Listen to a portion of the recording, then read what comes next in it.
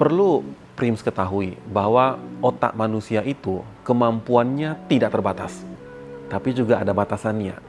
Salah satu batasannya itu adalah durasi waktu yang dimiliki oleh otak kita untuk mampu menyerap informasi secara optimal. Dari berbagai macam literatur yang ada, itu rata-rata hanya 50 menit. Dan ternyata dari 50 menit itu, 20 menit pertamalah otak manusia itu betul-betul efisien untuk menerima informasi. Maka ada sebuah teknik yang dinamakan sebagai Pomodoro Teknik yang ditemukan oleh, kalau tidak salah itu dari Italia ya orangnya. Ia mencoba mengukur kemampuan dirinya pada waktu belajar, berapa lama ia belajar sampai akhirnya ia merasa bosan. Dan ternyata rata-rata waktu seseorang sampai ia akhirnya merasakan kejenuhan itu hanya 20 menit. Pada saat kita bekerja, betul-betul pinpoint aja. Jangan sampai ada gangguan apapun. Fokus sekali untuk satu hal. Dan itu rata-rata hanya berjalan selama 20 menit. Setelah itu, kita coba break.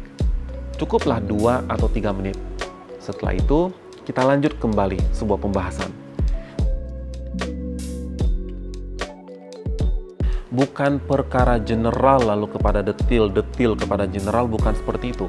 Tetapi jika kita mencoba mempelajari sesuatu secara umum terlebih dahulu, yang akan kita dapatkan adalah curiosity. Rasa ingin tahunya itu terpenuhi. Mereka-mereka yang tertarik akan suatu topik yang bersifat general, monggo kita pelajari lebih dalam. Tapi jika orang-orang tersebut tidak memiliki minat, dipaksa belajar hal detil pun ia tidak akan mau. Makanya ada satu hal yang menarik. Untuk memancing pendengar ataupun pelajar mendengarkan apa yang disampaikan oleh pemateri, yang terpenting adalah bagaimana cara ia memancing rasa ingin tahunya. Dan menurut saya, berdasarkan pertanyaan ini antara general dengan detil, cara terbaik untuk memancing rasa ingin tahu itu justru dari generalnya terlebih dahulu. Jadi bukan perkara otak lebih suka detil atau general, perkara itu totally kembali kepada pribadi masing-masing. Tapi jika keinginannya adalah untuk memancing curiosity atau rasa ingin tahu, bisa kita mulai dari hal yang general dan betul-betul berkaitan dengan kehidupan sehari-hari, relate dengan diri kita sendiri. Yang namanya tidur itu sesungguhnya terdiri dari banyak gelombang. Ada yang namanya tidur dalam, ada yang namanya non-rapid eye movement, dan segala macam, whatever lah istilah-istilah itu. Hanya saja, rata-rata untuk satu putaran siklus tidur itu berlangsung kira-kira 10-20 menitan. Di sini harus hati-hati. Kalau dalam waktu istirahat 2-3 menit itu kita tidur, belum tidur 3 menit sudah berjalan. Bisa seperti itu. Atau jangan-jangan kita tertidur akhirnya bablas.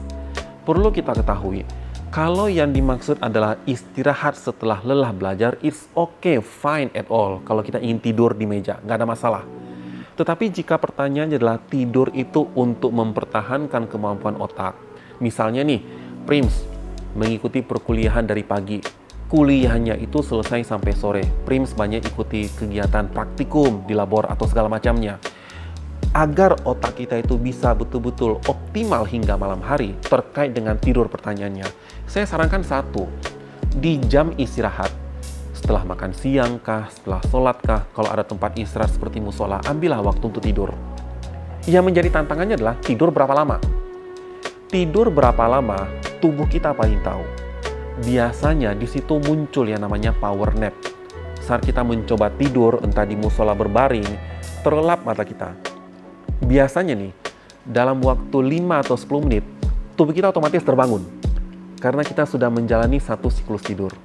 Begitu terbangun, tugas kita jangan tidur lagi. Segera bangun. Orang-orang yang biasanya melakukan power nap, itu sudah banyak penelitian. Mereka yang biasanya melakukan power nap di siang hari, hingga malam hari pun bisa bekerja dengan optimal. Kita itu kan mempelajari hal-hal baru itu sangat banyak ya di kampus. Kita harus mencatat banyak hal. Dan biasanya begini, kita itu mencoba mengingat secara masif hanya menjelang ujian.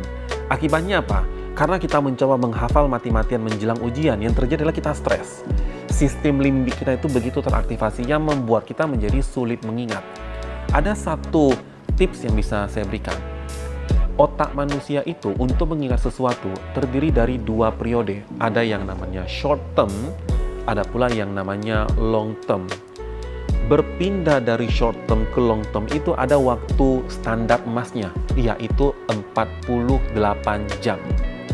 Maka saya bisa beritahu nih kepada Prims, agar Prims bisa mengingat sesuatu secara lebih lama akan hal-hal baru yang dipelajari, kalau Prims mengikuti perkuliahan, lalu mencatat apa yang diterangkan oleh si dosen, saran saya, sebelum 48 jam itu terlewati, cobalah dibaca kembali.